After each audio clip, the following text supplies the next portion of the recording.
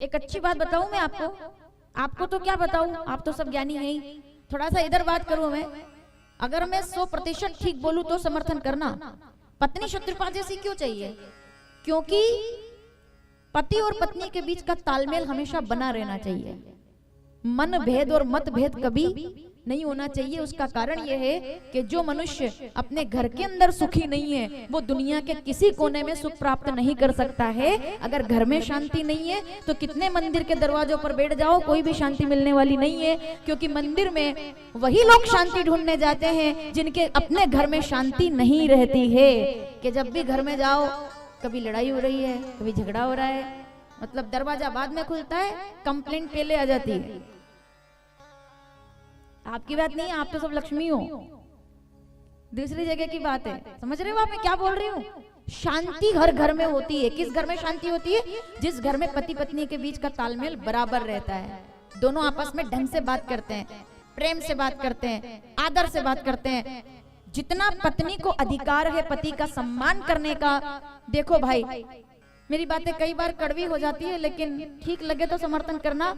जितना एक पति का अधिकार है कि पत्नी से सम्मान पाए, उतना ही एक पत्नी को भी अधिकार है कि वो अपने पति से सम्मान पाए। क्योंकि वो अपनी पूरी जिंदगी रसोई घर में 10 बाय 10 के एक छोटे से कमरे में पूरी जिंदगी बिता देती है और फिर भी कभी ये शिकायत नहीं करती कि क्या हुआ है। और आप हम तो अच्छे लोग हैं लेकिन दूसरी जगह देखते हैं हम लोग कि वो दिन भर भोजन बनाने के बाद जब थाली सामने लाती है तब भी थाली सामने आ जाए तो कभी हमने हाथ जोड़ करके ये नहीं कहा कि हे लक्ष्मी, हे अन्नपूर्णा, तुमने मुझे भोजन दिया है उसके लिए मैं तुम्हारा धन्यवाद करता हूँ। ये नहीं कहते, ये जरूर कहते बोले नमक तो कम रह गया आज, अच्छा चावल नहीं बने, सब्जी कच्ची रह गई। अन्नपूर्णा है वो आपके घर की।